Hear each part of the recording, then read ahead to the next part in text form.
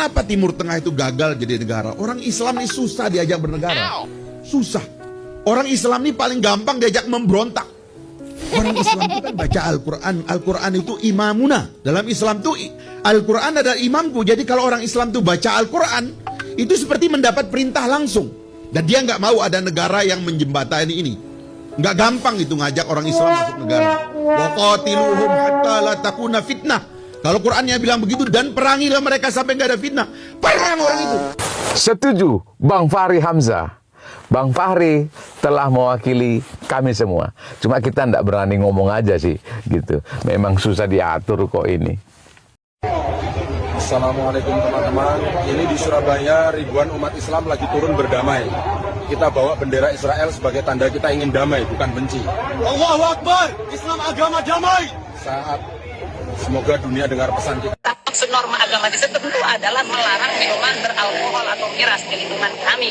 Yang notabene kampung kami ini sangat agamis. Gua sangat setuju demo tadi ya, demo penolakan miras alkohol. Kenapa? Karena mabuk miras, mabuk alkohol itu berpotensi untuk memecah belah bangsa, merusak negara.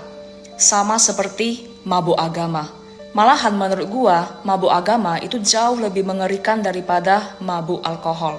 Karena kalau seseorang sudah mabuk agama, dia akan merasa dirinya sendiri itu Tuhan. Selalu melihat noda di baju orang lain. Tapi baju sendiri itu banyak debu, dia gak sadar. Jadi bukan cuma mabuk alkohol yang berbahaya, mabuk agama juga berbahaya.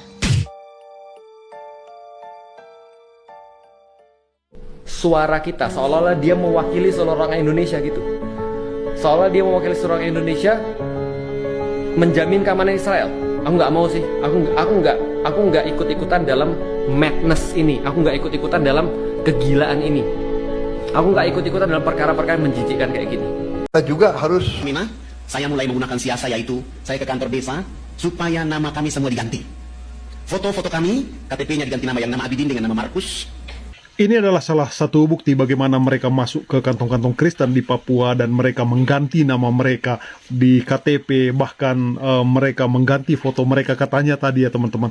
Nah ini kalian bisa cari video panjangnya ya teman-teman. Nah mereka masuk ke Wawena lalu mulai mereka mengajarkan hal-hal di luar Kristen. Nah sisi lain mereka ini selalu menuduh, oh misionaris Kristen masuk segala macam. Nah mereka juga menggunakan cara-cara seperti ini teman-teman. Bahkan menggunakan cara yang luar biasa seperti ini teman-teman. Nah bagaimana menurut kalian? Apakah ke tempat kalian pernah ada seperti ini? لكننا الآن نملك نسخة جديدة ومحدثة للدين الإسلامي أنتجها لنا مشايخ وعلماء دين في المملكة العربية السعودية بتوصيات مني شخصية. الآن يمكننا أن نحتفل بالأعياد والمناسبات الدينية.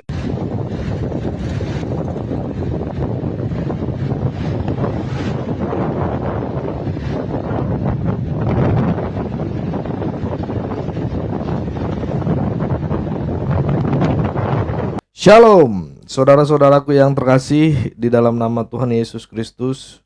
Puji Tuhan, senang sekali saya bisa kembali menyapa saudara semua di channel ini. Kiranya damai sejahtera dari Tuhan Yesus memenuhi hati dan hidup kita semua. Ya, di kesempatan kali ini kita akan bersama-sama menyaksikan dan merenungkan sebuah kesaksian iman yang sangat luar biasa. Kesaksian tentang bagaimana kuasa Roh Kudus bekerja nyata dalam hidup seseorang, memanggil, menjamah, dan menuntun kepada kebenaran sejati di dalam Yesus Kristus. Ya, teman-teman, saudara-saudara, ini memang saya beberapa hari ini tidak buat video karena tangan saya patah ya teman-teman ya, saudara-saudara. Bantu juga doakan biar cepat sembuh, selesai, karena kemarin habis operasi dan sampai perkiraan 4-6 bulan baru beres. Tapi kalau Tuhan izinkan sembuh, akan sembuh gitu secepat mungkin gitu ya. Oke, kita kembali lagi ya di kesaksiannya ini. Namun sebelum kita mulai ya, bagi saudara yang belum bergabung, jangan lupa untuk klik tombol subscribe ya, nyalakan loncengnya dan dukung pelayanan ini supaya semakin banyak jiwa yang dikuatkan, diteguhkan, dan diselamatkan melalui kesaksian-kesaksian yang membangun iman. Dan juga bantu juga pelayanan-pelayanan kita di nomor rekening yang ada bisa via barcode, karena di ending juga nanti ada beberapa pelayanan yang kita bantu promosikan, bantu untuk terus bergerak mengumandangkan pelayanan ini gitu ya, nama Tuhan Yesus di pelosok-pelosok maupun mengadakan ambulan di desa-desa. Oke, tanpa perlu berlama-lama, mari kita saksikan dulu video berikut ini. Desa kepingin aman, harus ada habaib. Kalau nggak ada ahlul bait di bumi, maka daerah tersebut akan datang apa yang Allah janjikan, musibah, bala, kiamat akan datang.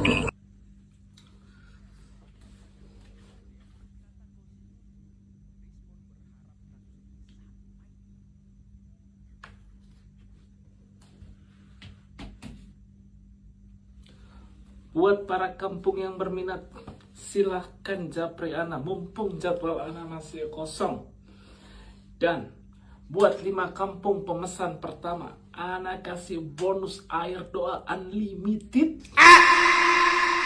Akibat nekat masuk ke goa yang tembus ke Mekah, masyarakat di daerah ini alami kejadian mengerikan. Goa di Tasikmalaya ini jadi viral karena dipercaya sebagai jalan pintas menuju Mekah. Banyak masyarakat datang ke goa ini demi bisa menginjakan kaki di Mekah dalam waktu singkat tanpa harus naik pesawat. Namun ketika mereka melakukan hal tersebut, insiden mengerikan justru terjadi. Beberapa warga malah terjebak di dalam goa setelah masuk ke jalur yang sempit. Ada beberapa warga yang bahkan sempat hilang dan nyaris kehilangan nyawa karena kehabisan oksigen. Majelis Ulama Indonesia pun turun tangan menghadapi fenomena ini. MUI mengimbau masyarakat untuk tidak gampang percaya pada informasi sesat, apalagi jika informasi itu sampai mengancam nyawa. Namun tetap saja banyak masyarakat yang tetap mempercayai goa tersebut jalan pintas menuju Mekah. Saya Muslim, dari bapak ibu semua keluarga Muslim. Di bulan 8 tanggal 15 kemarin, istri saya masuk rumah sakit di Solo selama 1 bulan dan operasi besar 2 kali. Habis operasi yang kedua kondisinya sangat buruk, kritis. Saya masih sholat berdoa. Pada waktu malam saya bermimpi ketemu sosok lelaki berjubah putih berwajah penuh cahaya, dipeluk sama sosok di dalam mimpi saya itu. Saya langsung berteriak, saya ingin ikut Tuhan Yesus, dan menurut Tuhan istri saya sampai sekarang sembuh deh apa.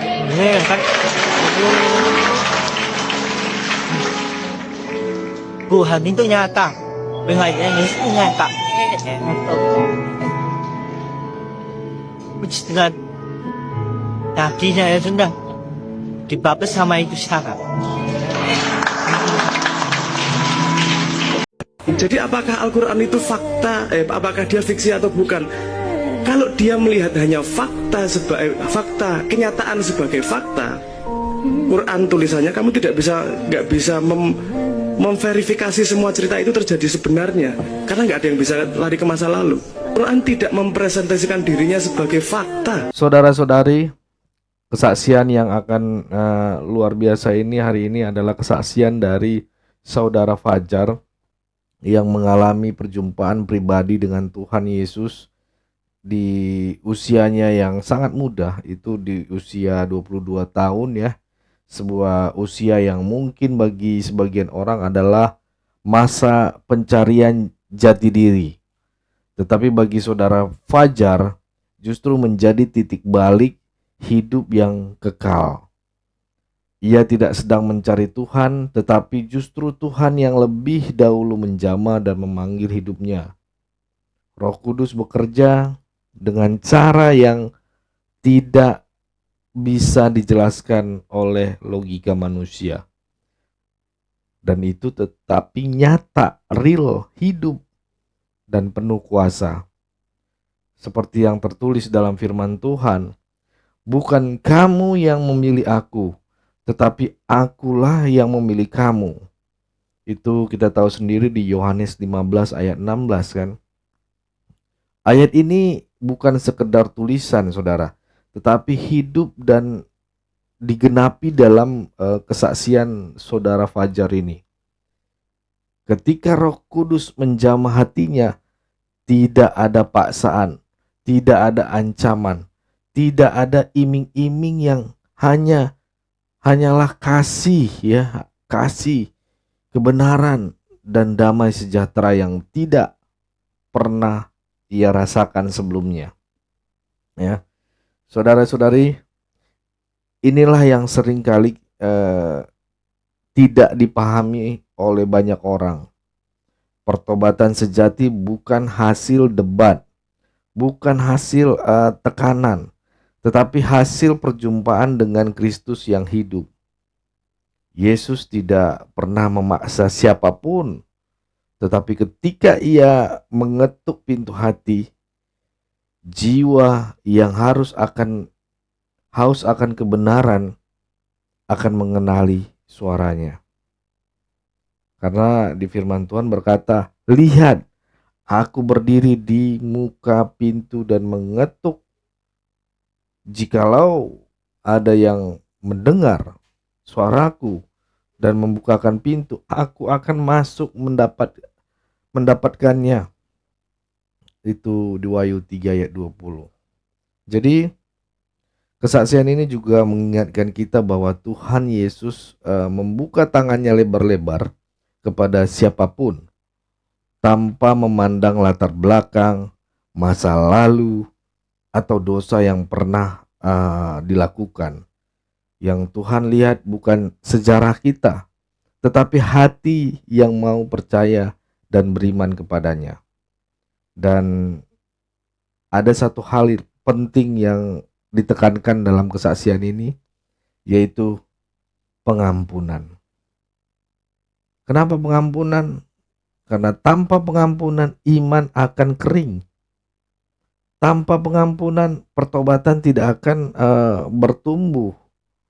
Yesus sendiri mengajarkan itu. Ampunilah, maka kamu akan diampuni. Di Lukas 6 ayat 37. Mengampuni bukan berarti melupakan luka ya, tetapi menyerahkan luka itu kepada Tuhan. Ya. Dan membiarkan kasih Kristus menyembuhkan hati kita. Ya, saudara-saudariku yang terkasih, dari kesaksian ini kita belajar bahwa keselamatan adalah inisiatif Tuhan, bukan usaha manusia. Pertobatan sejati lahir dari perjumpaan dengan Tuhan Yesus yang hidup. Bagi Kristus tidak memilih-milih, dan panggilannya ya nyata bagi setiap siapapun yang mau percaya. Hidup harus di dalam Kristus, harus disertai dengan iman, kesetiaan, dan yang paling penting adalah pengampunan. Kiranya kesaksian ini menjadi berkat, penguatan iman, dan pengingat bagi kita semua untuk tetap setia berjalan bersama Tuhan Yesus. Ya, saya mau tutup. Jika saudara diberkati oleh video ini, jangan lupa subscribe channel ini, like dan bagikan kepada keluarga serta sahabat Anda. Dukungan saudara sangat berarti untuk pelayanan ini, agar semakin banyak jiwa boleh mengenal kebenaran dan kasih Tuhan Yesus. Bantu juga pelayanan kita yang ada, jangan lewatkan ya. Selain itu, kalian bisa komen juga, tinggalkan jejak kalian dengan tuliskan doa kalian di kolom komentar, mau itu Tuhan Yesus dahsyat, Tuhan Yesus luar biasa. Biar video selanjutnya ataupun orang yang menonton video ini akan membaca komentar kalian dengan doa ini, dan mereka diberkati bukan hanya dengan video ini tetapi dengan komentar kalian di kolom komentar. Itu aja dari saya Leonardo Sirait.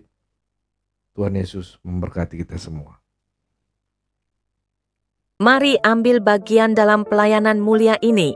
Central Kristen Indonesia sedang berjuang bagi gereja-gereja di pelosok yang sulit mendapatkan keadilan dalam beribadah. Padahal konstitusi sudah jelas menjamin kebebasan itu. Banyak saudara seiman kita harus beribadah dengan penuh rasa takut, bahkan tanpa rumah ibadah yang layak. Kita tidak bisa diam melihat mereka berjuang sendirian. Jadilah saluran kebaikan. Dukung pelayanan Central Kristen Indonesia melalui BRI 042 130049 9650 AN Central Kristen Indonesia. Setiap rupiah yang Anda berikan akan menjadi dampak nyata bagi mereka yang membutuhkan. Mari kita manfaatkan platform seperti YouTube untuk menghadirkan perubahan, pengharapan, dan terang Kristus bagi Indonesia. Doa terbaik untuk seluruh saudara gereja YouTube yang telah dan akan ikut ambil bagian. Tuhan memberkati. GBU. Ayo jadi berkat lewat tangan kita. Saudara-saudari yang terkasih, ada sebuah pelayanan luar biasa yang sangat membutuhkan dukungan kita. Yayasan Cipta Pelita Kasih. Tempat ini bukan hanya sekadar rumah, tapi juga menjadi sekolah bagi anak-anak yang tidak mampu bersekolah. Di sini mereka belajar, dibina, dan dimuridkan, bukan hanya secara akademik, tapi juga secara rohani. Saat ini ada sekitar 30 anak yang setiap hari mendapat bimbingan. Mereka punya mimpi, tapi terbatas oleh keadaan. Dan yang lebih menyedihkan, yayasan ini tidak memiliki sponsor tetap untuk menopang semua kebutuhan. Inilah kesempatan kita untuk menjadi jawaban doa mereka. Di bawah naungan gereja YouTube, kami berkomitmen untuk mendukung Yayasan Cipta Pelita Kasih. Tapi kami tidak bisa berjalan sendiri. Kami butuh hati-hati yang tergerak untuk bersama-sama menjadi saluran kasih. Mungkin yang bisa kita berikan tidak banyak, tapi ketika banyak tangan bergerak bersama, hasilnya akan luar biasa.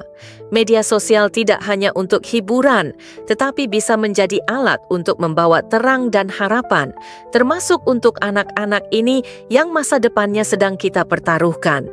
Mari jadi saluran kasih. Jadilah bagian dari perubahan hidup mereka.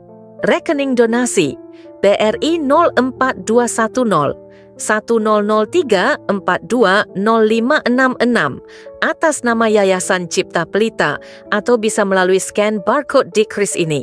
Kebaikanmu hari ini akan menjadi dampak nyata bagi banyak orang melalui Yayasan Cipta Pelita. Mari kita gunakan platform seperti YouTube untuk menghadirkan perubahan dan harapan bagi Indonesia. Doa terbaik untuk seluruh sahabat gereja YouTube yang telah dan akan ikut ambil bagian. Tuhan memberkati. Mari bersama mendukung pelayanan Apologet Kristen.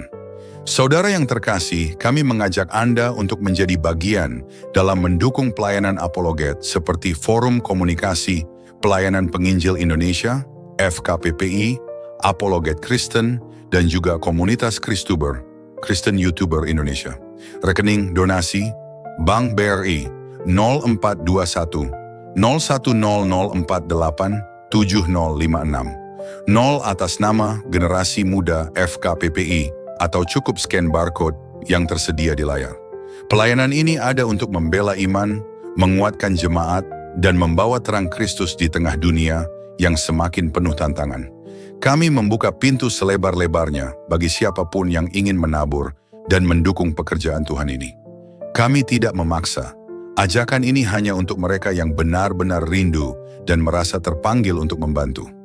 Dan jika saat ini saudara belum bisa mendukung secara materi, doa saudara adalah dukungan yang sangat berharga. Karena kami percaya doa yang tulus memiliki kuasa yang luar biasa. Mari kita gunakan media sosial sebagai alat untuk berdampak baik dan menjadi berkat bagi banyak orang. Terima kasih untuk setiap dukungan, sekecil apapun itu. Dukungan Anda sungguh berarti bagi kami dan bagi pekerjaan Tuhan. Tuhan Yesus memberkati. GBU.